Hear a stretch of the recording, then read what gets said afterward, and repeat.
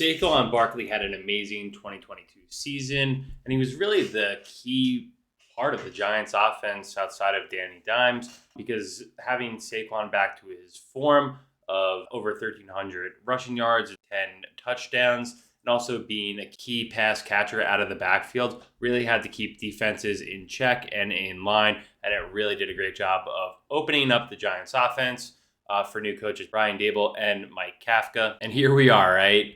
We knew this was going to come at some point, breaking down Saquon's contract and what he's asking for and what the Giants should give him. Honestly, it's so hard to pay running backs in this league, and I think that's why the Giants, when Dave Gettleman drafted Saquon, number 2 overall, did take so much heat with that draft pick because you get to a point where, even if they are a generational running back, you do have to pay them at some point.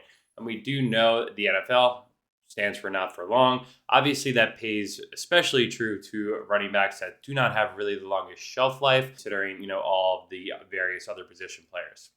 Now, having said that, what do you do when, your second overall pick is due in free agency? And what he did do this year was he made it much harder for the Giants as he played in pretty much every single game. Even when he was banged up, it's hard to say if he would have played in some of these games if it wasn't a contract year, but I want to just, hope in my heart of hearts that he would have played in those games anyway because he's an absolute stud and he'll do anything that it takes to win, especially in New York.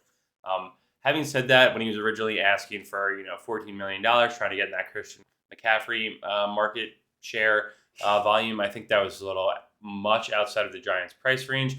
And when you see stuff like that, when McCaffrey got that deal, the Panthers, were kind of hamstring by it and had to get rid of him and kind of rebuild from scratch. So Saquon Barkley, without a doubt, makes this Giants offense better. The offensive line has gotten better over the years. They've added pieces like Andrew Thomas, Evan Neal, Nick Gates coming back. But there are some glaring holes at guard where, if you don't have Saquon back there making moves and making people miss, he's getting stood up, or any other normal running back is getting stood up in the backfield and put on their ass for a loss. If the Giants can get a long-term deal done with Saquon, I would love to see that franchise tag used on him. I think it's around $10 million, which is perfectly fine for a running back. And then, he'll be 27 years old by the time he would need to hit free agency again. And I think that gives all parties a little bit more time, especially us as the Giants that are really, truly rebuilding with a new coach and GM, trying to, obviously we have changed the culture this year.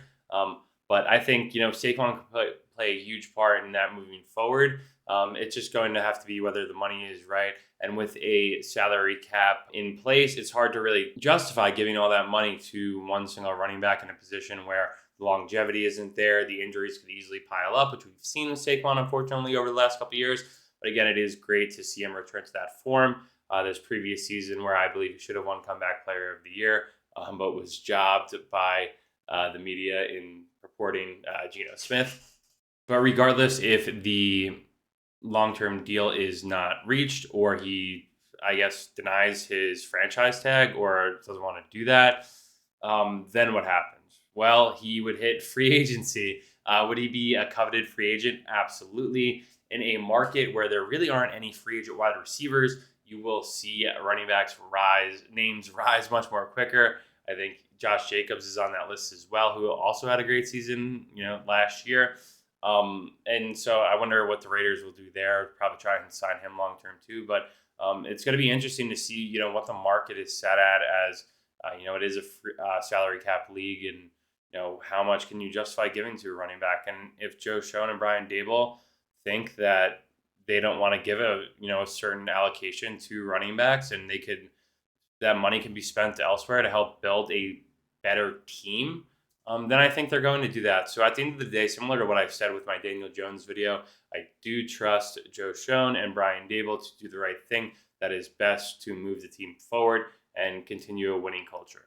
If Saquon does leave, the only active running back right now on the Giants roster is Gary Brightwell.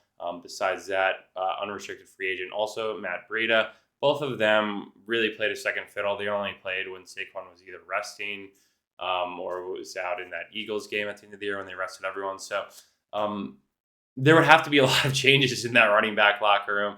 I doubt, Gary Brightwell is really a bell cow or Matt Breida would was really brought here to be that role. It's very complimentary to Saquon in terms of changing it up and being a switchback. So um, I hope they can get a deal done with him that works. I would love to see the franchise tag just so that makes him happy for one season that he is, at the top tier of the pay scale.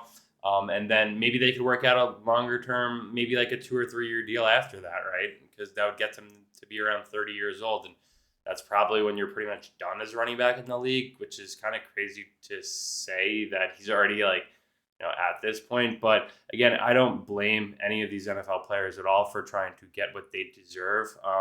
Especially when you look at as much of a freak talent as Saquon is, he's going to deserve every single penny, and I hope he gets it.